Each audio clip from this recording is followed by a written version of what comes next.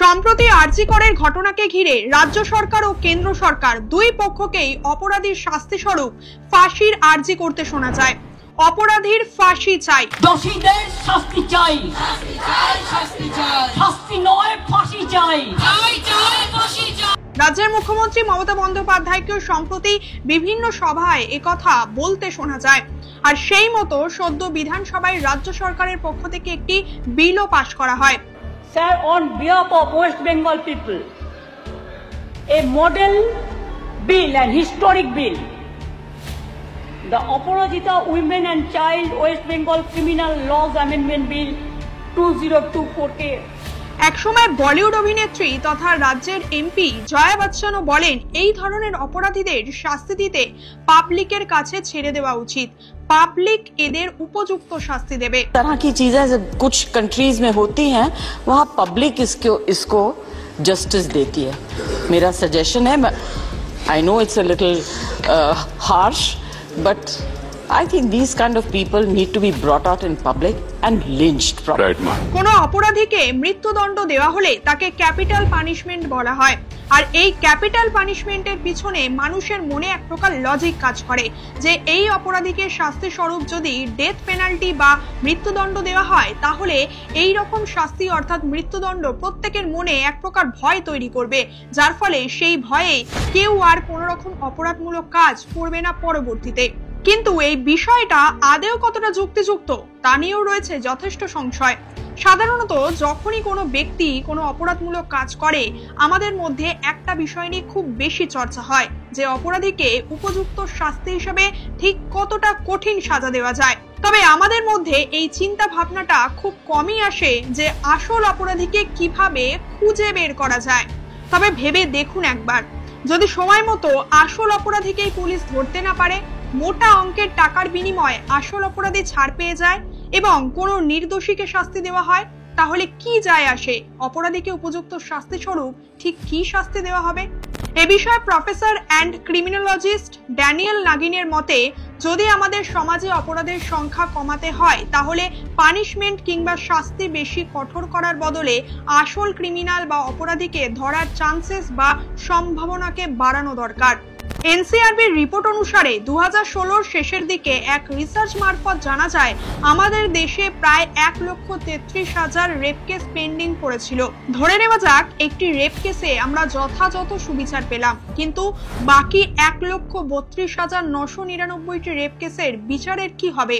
সুতরাং যে কোনো অপরাধের ক্ষেত্রে আমাদের লক্ষ্য রাখা উচিত আসল অপরাধীকে ধরার ক্ষেত্রে এবং সঠিক বিচারের দিকে বেশি মাত্রায় জোর দেওয়ার ক্ষেত্রে।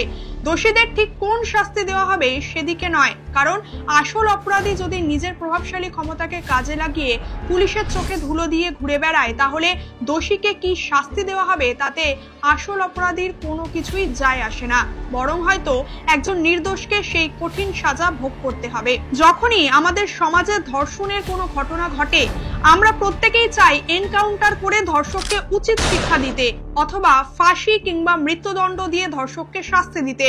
অনেকে তো আবার সিনেমার হিরোর রোলে দেখানো পুলিশ অফিসারদেরকে অনেক উঁচু চোখেই দেখে, যেমন সিম্বা, সিংহাম, এই সমস্ত মুভিতে পুলিশ অফিসারের একটি পজিটিভ ক্যারেক্টারের মতো আমাদের সমাজের আইনি ব্যবস্থা কিংবা পুলিশ প্রশাসনকে সেই একই চোখে দেখে। যখনই একজন পুলিশ অফিসারকে বাস্তবে দেখা যায় এনকাউন্টার করে ধর্ষক বা খুনিদের কঠিন শাস্তি দেয়, কিন্তু সত্যি কি বাস্তবে মূল অভিযুক্ত, মূল অপরাধী শাস্তি পায়, নাকি এর পিছনেও থাকে অন্য কোনো গল্প যা হয়তো আমরা অনেকে আন্দাজি করতে পারি না? তবে সব ক্ষেত্রেই যে সিনেমার সঙ্গে বাস্তবের কোনো মিল থাকে না তা কিন্তু নয়। যেমন বলিউডেরই এক মুভি জলি LLB 2, এই মুভিতে দেখানো হয় একজন টেররিস্ট একজন পুলিশ অফিসারকে ঘুষ দেয় এবং তাকে বলে সেই পুলিশ অফিসার যাতে একজন নির্দোষীকে এনকাউন্টার করে দেয়। এর ফলে সেই পুলিশ অফিসারের ভাবমূর্তি বা ইমেজ ভালো হয়ে যাবে সাধারণ মানুষের সামনে। সাধারণ মানুষের মনে হবে আসল অপরাধী শাস্তি পেয়েছে, সঠিক বিচার হয়েছে, যার ফলস্বরূপ ওই পুলিশ অফিসারের প্রমোশন হয়ে যাবে। আসল যে অপরাধী সে সহজেই বেঁচে যাবে এবং পালিয়ে যাবে। আর ওই পুলিশ অফিসার প্রমোশনের পাশাপাশি এই কাজের জন্য মোটা টাকার ঘুষও পেয়ে যাবে। বলতে গেলে এই হচ্ছে বিচার ব্যবস্থার বাস্তব চিত্র। এ বিষয়ে বহু ঘটনা এর আগে আমাদের সামনে এসেছে। এই ধরনের বহু ঘটনার একাধিক প্রমাণও পাওয়া গেছে। উত্তরপ্রদেশে এনকাউন্টার রাত চলে পুলিশের। 2018 সালে ইন্ডিয়া টুডে ইনভেস্টিগেশন দ্বারা বেশ কিছু তথ্য পেশ করে, যেখানে দেখা যায় উত্তরপ্রদেশে কিছু কিছু পুলিশ অফিসার টাকার বিনিময়ে নির্দোষ ব্যক্তিদের এনকাউন্টার করার জন্য একেবারে প্রস্তুত থাকে। বেশ কিছু বছর আগে আগ্রায় 241টি এনকাউন্টার করা হয়েছিল। সেখানে এক সাব ইন্সপেক্টর 8 লক্ষ টাকার বিনিময়ে একজন নির্দোষ ব্যক্তিকে এনকাউন্টার করতে প্রস্তুত ছিল বলেই জানা যায়। 2018 সালে বিবেক তিওয়ারির মার্ডার কেসেও আমরা দেখেছি একজন নির্দোষকে এনকাউন্টার করে দেওয়া হয়েছিল। 2017 সালের একটি ঘটনা, যেখানে গুরগাঁওয়ের রায়ান স্কুলের একটি 7 বছরের বাচ্চাকে খুনের অপরাধে একজন বাস কন্ডাক্টরকে গ্রেফতার করে পুলিশ। শেষমেশ ওই বাস কন্ডাক্টর জনসমক্ষে জানায় যে সেই এই খুনটি করেছে। তবে পরবর্তী সময়ে সিবিআই দ্বারা এই কেসটি ইনভেস্টিগেশন করা হলে জানা যায় এই ঘটনায় আসল খুনি ছিল ওই স্কুলেরই ক্লাস 11 এর এক ছাত্র, ওই বাস কন্ডাক্টর নয়। পুলিশ ওই বাস কন্ডাক্টরকে মারধর করে স্বীকার করতে বাধ্য করেছিল, অর্থাৎ পুলিশকে ঘুষ দেওয়া হয়েছিল যাতে আসল অপরাধীকে আড়াল করে রাখা হয় এবং নির্দোষ ব্যক্তিকে গ্রেফতার করে জেলবন্দি করে দেওয়া হয়, তাকে এনকাউন্টার করে দেওয়া হয়। উত্তরপ্রদেশে এরকম 800রও বেশি কেস প্রকাশ্যে এসেছিল, যেখানে দেখা যাচ্ছে পুলিশ নির্দোষীদের এনকাউন্টার করেছে আর অন্যদিকে আসল ক্রিমিনাল বেঁচে গিয়েছে। এমনকি আমাদের শহর কলকাতার একটি খুবই উল্লেখযোগ্য ঘটনা, কলকাতার ভবানীপুরে সেই ধনঞ্জয় কেসের কথা নিশ্চয়ই আপনাদের সকলেরই মনে রয়েছে। যদি আমি করে থাকি তাহলে আমাকে ফাঁসি দাও, কোনো আমি করছি না, আমাকে প্রমাণ, আমি তো রাষ্ট্রপতিকেও লিখেছি যে লাই ডেটার সামনে আমাকে জেরা করা হোক, যদি আমি দোষী হই তাহলে আমি কোনো মার্চি করবো না, এই ধরনের জঘন্য কেসে আমি কোনো মার্চি চাইবো না। আমি নাই তো, আমি তো সম্পূর্ণ নির্দোষ আছি। তো কোর্টে তো আমি বলেছি এবং উকিলকে ডেকে বলেছি, সকলে বলেছি, কিন্তু আমার উপরে চক্রান্ত হচ্ছে।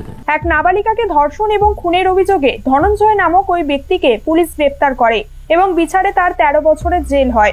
এরপর দীর্ঘ 13 বছর জেল খাটার পর তার ফাঁসিও হয়। তবে বেশ কিছু বছর পর এই বিষয়ে বেশ কিছু তাৎপর্যপূর্ণ তথ্য উঠে আসে। যখন এই কেসটি নিয়ে পুনরায় ইনভেস্টিগেশন শুরু করে ইন্ডিয়ান স্ট্যাটিস্টিক্যাল ইনস্টিটিউট অফ কলকাতার 2 স্কলার, সেখান থেকে যে সমস্ত তথ্য প্রমাণ প্রকাশ্যে উঠে এসেছিল তা থেকে ধনঞ্জয় আদেও আসল অপরাধী ছিল কিনা সেই নিয়ে উঠেছিল নানান প্রশ্ন। সুতরাং সেই সময়ও ধনঞ্জয়ের সঙ্গে সঠিক বিচার করা হয়েছিল কিনা কিংবা তাকে মৃত্যুদণ্ড দেওয়া আদেও ঠিক হয়েছিল কিনা তা নিয়েও এখনো অনেকের মনেই রয়েছে যথেষ্ট সংশয়। ভেবে দেখুন একবার, আমরা আজ কোন দেশে বাস করছি, কোন সমাজে বাস করছি, যেখানে আসল অপরাধী যারা বাস্তবে ক্রিমিনাল, তারা স্বাধীনভাবে দিব্যি ঘুরে বেড়াচ্ছে। আর আমাদের দেশের আইনি ব্যবস্থা, পুলিশ প্রশাসন সঠিক বিচার না করে না জানি কত কত নির্দোষীদের শাস্তি দিচ্ছে, তাদের এনকাউন্টার করে দিচ্ছে, মৃত্যুদণ্ড দিচ্ছে। তো এ বিষয়ে এই সমস্ত তথ্য সামনে আসার পর আপনিও কি মনে করেন যে আমাদের দেশে যে সমস্ত ঘৃণ্যযোগ্য অপরাধ, ধর্ষণের মতো অপরাধ প্রতিনিয়ত বেড়েই চলেছে, তাকে শুধুমাত্র এনকাউন্টার দ্বারা প্রতিরোধ করা কিংবা দূর করা সম্ভব, নাকি এর জন্য প্রয়োজন আমাদের গোড়া থেকেই বেশ কিছু বিষয় সংশোধন করা? তবে কি সেই উপায় যা থেকে আমরা এর উপযুক্ত সলিউশন বা সমাধান খুঁজে পেতে পারি? আসুন জেনে নেওয়া যাক। যে ছেলেটি 14 বছরেও একবার নিজের দোষ স্বীকার করলো না, এমনকি ফাঁসির দড়ি গলায় পড়ার আগে পর্যন্ত চিৎকার করে বলতে থাকে, আমি নির্দোষ, আমি নির্দোষ, আমাকে ফাঁসানো হয়েছে, তবুও তাকে ফাঁসি দেওয়া হয়। সত্যিই কি সে দোষী ছিল, নাকি শুধুই গরিব হওয়ার কারণে তাকে ফাঁসি কাটে ঝুলতে হলো? এই ধরনের ঘটনার সঙ্গে মোকাবিলা করতে হলে আমাদের সামনে মূলত দুটি রাস্তা খোলা রয়েছে। এক, সঠিক বিচার ছাড়াই শুধুমাত্র সন্দেহের বশে একজনকে গ্রেপ্তার করে নির্দোষীদের শাস্তি দেওয়া, মৃত্যুদণ্ড দিয়ে কেস সলভ করে দেওয়া। 2, এই ধরনের ঘটনার একেবারে গোড়ার দিক থেকে অর্থাৎ রুট কজের উপর নজর দেওয়া, এর উপর কাজ করা। আপনারাই ভেবে দেখুন এবার এর মধ্যে আপনাদের কোন বিষয়টির ওপর গুরুত্ব দেওয়া দরকার। এর সমাধান বা সলিউশন হিসেবে প্রথমত আমাদের দেশে পুলিশের যে ঘাটতি বা অভাব রয়েছে তা পূরণ করা প্রয়োজন। সম্প্রতি এক রিপোর্ট অনুসারে জানা গেছে এখনো পর্যন্ত প্রায় 30% পুলিশের ভ্যাকেন্সি খালি রয়েছে। সরকারের মতানুসারে আমাদের দেশে প্রায় 2.8 মিলিয়ন পুলিশ থাকা জরুরি, কিন্তু সেই জায়গায় মাত্র 1.9 মিলিয়ন পুলিশ অফিসার রয়েছে। তাহলে কেন সরকার সেগুলো এখনো পর্যন্ত ফিল আপ করছে না? যেখানে পর্যাপ্ত পরিমাণে পুলিশের সংখ্যা নেই, সেখানে কিভাবে এই ধরনের কেসগুলি সলভ করা সম্ভব? আর তাই পর্যাপ্ত পরিমাণে পুলিশ না থাকায় বিভিন্ন এই ধরনের কেসও বছরের পর বছর পড়েই থাকে, এর যথাযথ ইনভেস্টিগেশনই হয় না। এমনিতেই প্রথমেই যেমনটা আপনাদেরকে বললাম যে আমাদের দেশে পর্যাপ্ত পরিমাণে পুলিশের সংখ্যা কম এবং এখনো বহু পুলিশের ভ্যাকেন্সি খালি রয়েছে, আর যার ফলস্বরূপ যে কজন পুলিশ রয়েছে তাদেরকে বেশি বেশি পরিমাণে ডিউটি করতে হয়। এক রিপোর্ট অনুসারে জানা গেছে কমপক্ষে 14 ঘন্টা ডিউটি করে একজন পুলিশ। অনেক ক্ষেত্রে এই সময়সীমা আরো বেশি হয়ে যায়।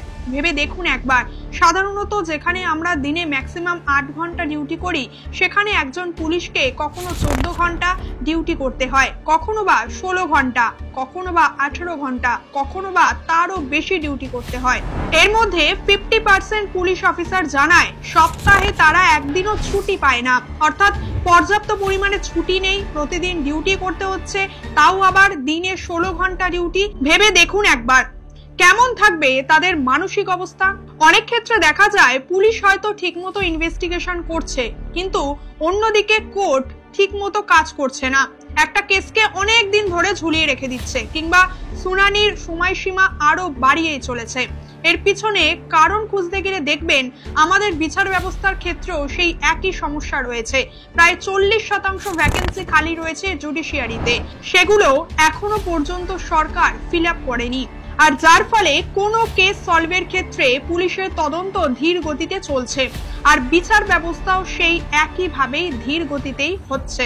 বর্তমানে বেশিরভাগ সময় দেখা যায় পুলিশ কোনো না কোনো রাজনৈতিক দল বা নেতা মন্ত্রীদের হাতের পুতুল হয়েই কাজ করে, অর্থাৎ রাজনৈতিক নেতা মন্ত্রীদের অঙ্গুলি হেলনেই পুলিশকে কাজ করতে হয়। তবে এমনটা কেন হয়? যদি কোনো পুলিশ রাজনৈতিক কোনো নেতা মন্ত্রীদের কথা মতো না কাজ করে তাহলে দেখা যায় ওই পুলিশ অফিসারকে অন্য কোনো জায়গায় ট্রান্সফার করে দেওয়া হয়। এইরকম উদাহরণ কিংবা দৃষ্টান্ত এর আগে বহুবার প্রকাশ্যে এসেছে। সুতরাং রেপ, খুন কিংবা যে কোনো ঘৃণ্যযোগ্য অপরাধকে সমাজ থেকে কমাতে আমাদের মূল কারণগুলির ওপর বেশি করে নজর দিতে হবে। ঠিক কি কি কারণে এই ধরনের ঘটনার সংখ্যা বেড়েই চলেছে সেগুলোকে আইডেন্টিফাই করতে হবে এবং সেগুলোকে কিভাবে ঠিক করা যায়, কিভাবে পরিবর্তন করা যায় সেদিকেও নজর দিতে হবে।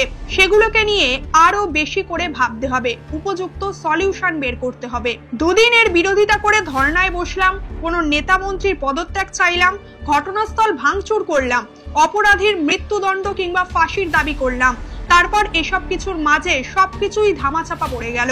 এর থেকে আদেও কি আমরা কোনো উপযুক্ত সমাধান খুঁজে পাবো? আমাদের মনে রাখতে হবে যে এই ব্যক্তিটি আজ অপরাধ করছে সে কিন্তু আকাশ থেকে উড়ে এসে পড়েনি, সে আমাদের মতোই একই সমাজে একই দেশে বসবাস করে। তাই আসল অপরাধীকে সঠিক বিচার দ্বারা শাস্তি দিতে হলে আমাদের আগে নজর রাখতে হবে বিচার ব্যবস্থার দিকে, তারপর শাস্তির দিকে। আজকের ভিডিও এখানেই শেষ করছি। এ বিষয়ে আপনার মতামত অবশ্যই কমেন্টের মাধ্যমে জানাবেন আমাদের। আর এই ধরনের তথ্যভিত্তিক বিভিন্ন বিষয় জানতে অবশ্যই আমাদের চ্যানেলটিকে সাবস্ক্রাইব করুন, পাশে থাকা বেল আইকনটি অল করে দিন।